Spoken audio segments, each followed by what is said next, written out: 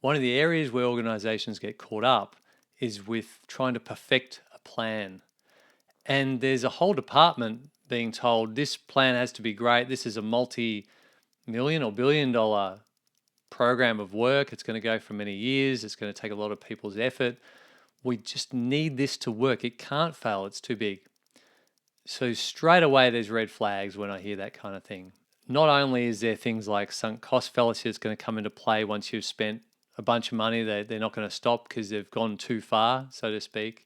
One of the things will be people they're trying to do their best in the role they've got, but to perfect the plan. And there's no perfect plan. And particularly when you get something out into the market, all of a sudden everything changes.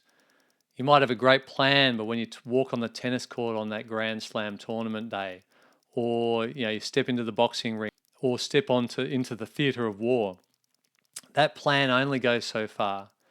And so what you're looking to do is really understanding broad brush, a big picture. So you've got some direction, you've got the North Star, whatever it might be that you're tracking towards, understanding the strategy this is going to help push along and achieve.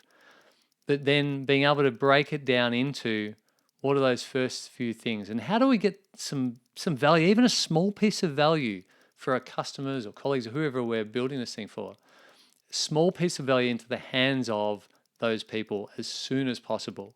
So not where we build the whole thing. So as an example, writing Psychology-Driven Agility, my book, it's hard to release half a book. And there are a few ways you can do it in real time, release chapter by chapter, but it's quite difficult. The best way I'd come up with along the way was to work on some aspects of the book and then release that, so to speak, in a conference presentation. So I was releasing incrementally and iteratively valuable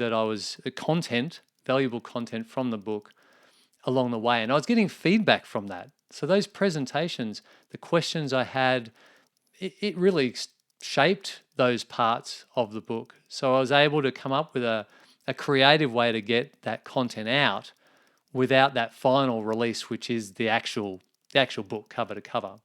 So there are ways of doing this, getting some value out to the people, whether they're the readers, the audience, the customers, the colleagues, and then being able to get some feedback from that, creating those feedback loops early and getting the feedback early and often.